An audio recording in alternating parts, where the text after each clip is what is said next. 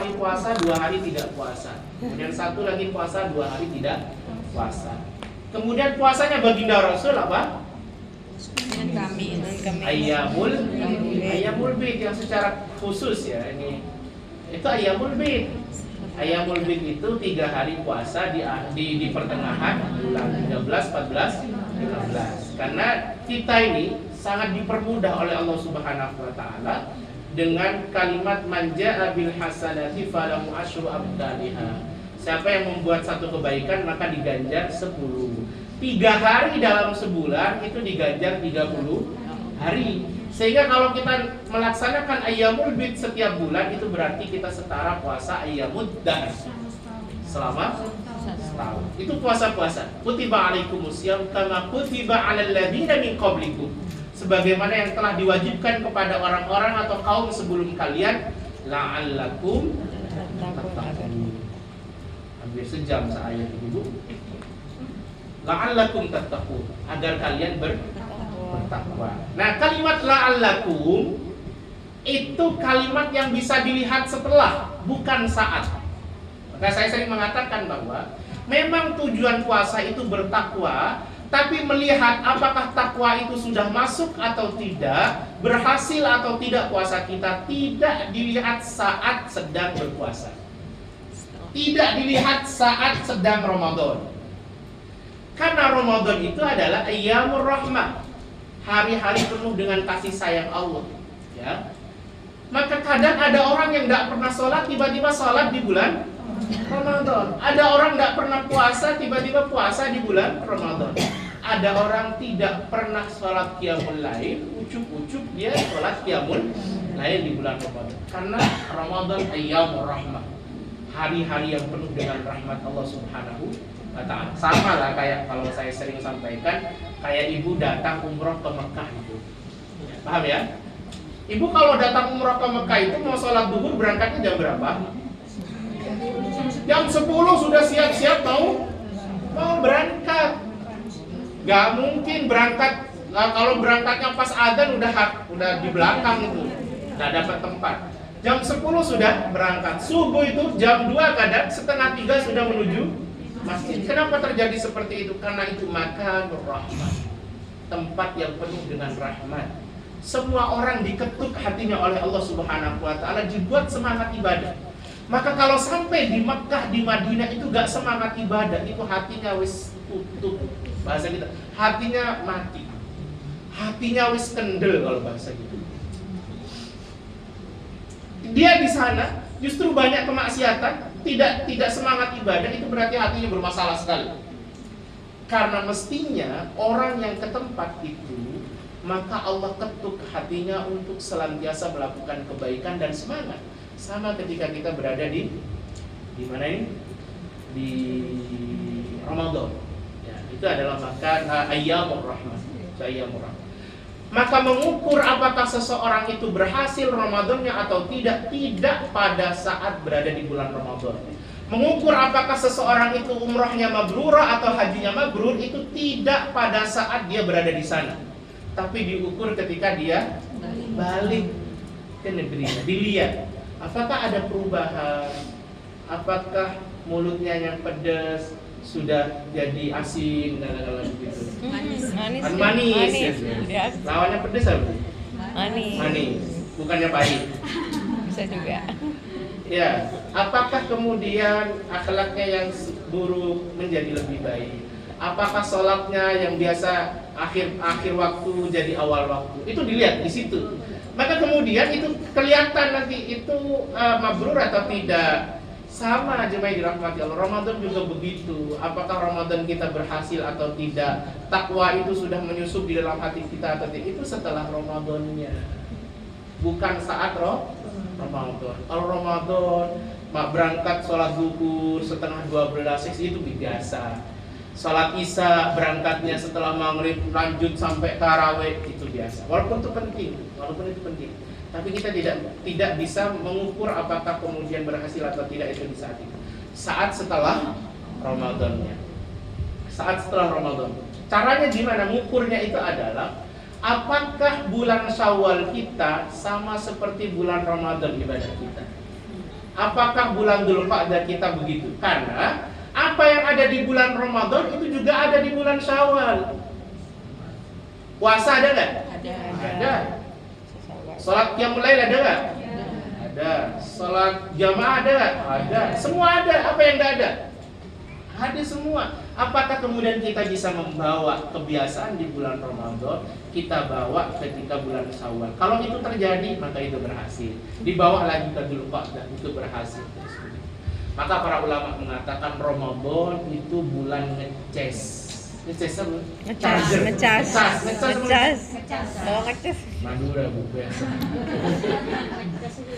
Ngecas. Ngecas Kalau ngecas. Bulan nyarjer kita ya. Jadi satu bulan itu kalau penuh kita, baterai kita penuh, itu bisa dipakai sampai kembali bulan Ramadan berikutnya. Itu bisa kembali. Ulama mengatakan Ramadan itu tempat di mana kita bisa memenuhi baterai kita selama 1 tahun itu. Sehingga kalau Ramadan ini kita berhasil, itu Allah akan mempersulit kita melakukan kemaksiatan dan memudahkan kita melakukan kebaikan. Sampai selama 1 tahun nanti kayak HP kita nanti. HP kita kan sampai 100%. Nah, 100% itu ya ketika kita ngecas ya.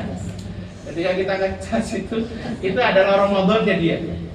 Maka sampai kapan itu bisa digunakan? Nah, itu kalau Ramadan kita berhasil, maka Syawal, Dzulqa'dah, Dzulhijjah, Muharram, Safar dan seterusnya itu akan penuh dengan kebaikan. Tapi kalau Ramadan kita tidak berhasil, Syawal sudah berubah bentuknya. Tak pernah puasa lagi, tidak pernah sholat lagi, balik lagi seperti semua. Berarti Ramadan hanya sekedar lewat saja.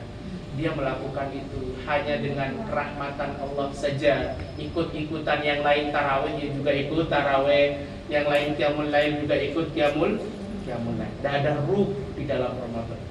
Betul cuma yang dirahmati Allah. Terakhir, Ramadan tanpa iman tak akan punya arti.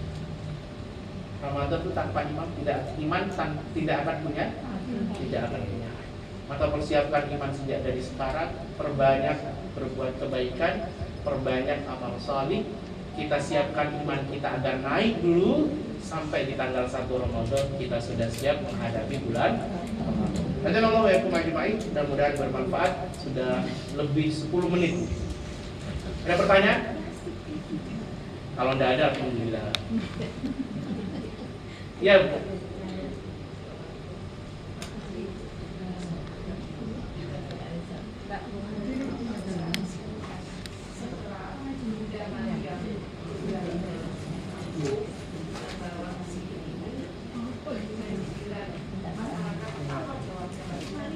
Jawabnya?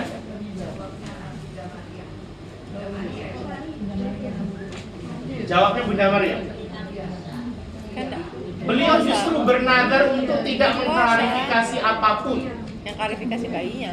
Beliau bernadar untuk berpuasa, namanya puasa tidak mau berbicara. Jadi beliau tidak menjawab. Jadi kadang memang ada banyak cibiran itu tidak perlu direspon. Karena kalau tambah direspon tambah. Tapi kalau ibu diemin, capek sendiri, selesai. Apalagi kalau memang ibu tidak bersalah, diemin aja. Pakai caranya Maryam. Aku puasa diem. Aku puasa untuk meresponnya. Aku puasa untuk mengklarifikasinya. Karena semakin diklarifikasi, justru semakin dicari celahnya. Ya, terus diem aja. Nantilah 2 hari hilang sendiri. 2 hari hilang sendiri. Netizen memang begitu.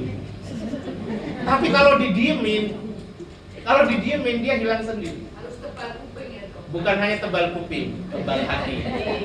Karena kalau imannya tebal, kupingnya bisa tebal. Tapi kalau imannya tidak tebal, kupingnya setipis ini tetap. Ya. Siap. Oke.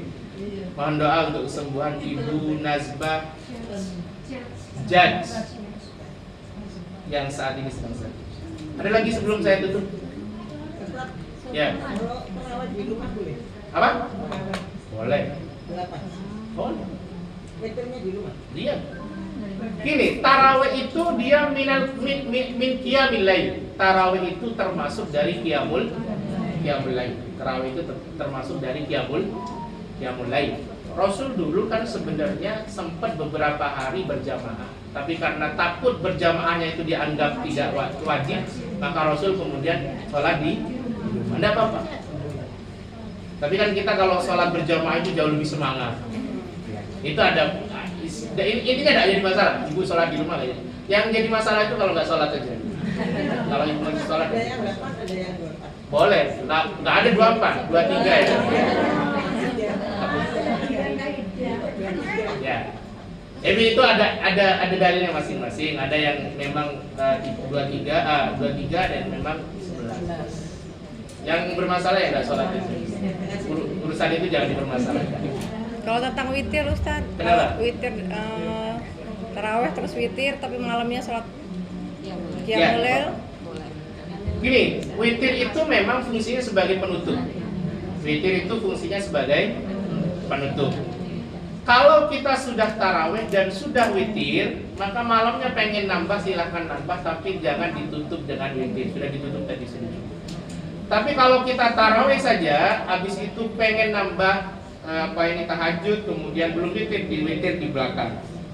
Tapi yang bagus begini, kalau ibu sudah ikut imam, ikut sampai akhir, jangan diputus, ya, jangan diputus. Nanti kalau mau nambah sholat qiyamul lail saja. Baik, cukup ya. Ini fikih, nanti ibu undang Ustaz fikih saja. Ya. Baik, kita bersama-sama tutup majelis kita ini dengan bersama-sama bermunajat kepada Allah Subhanahu wa taala. Bismillahirrahmanirrahim.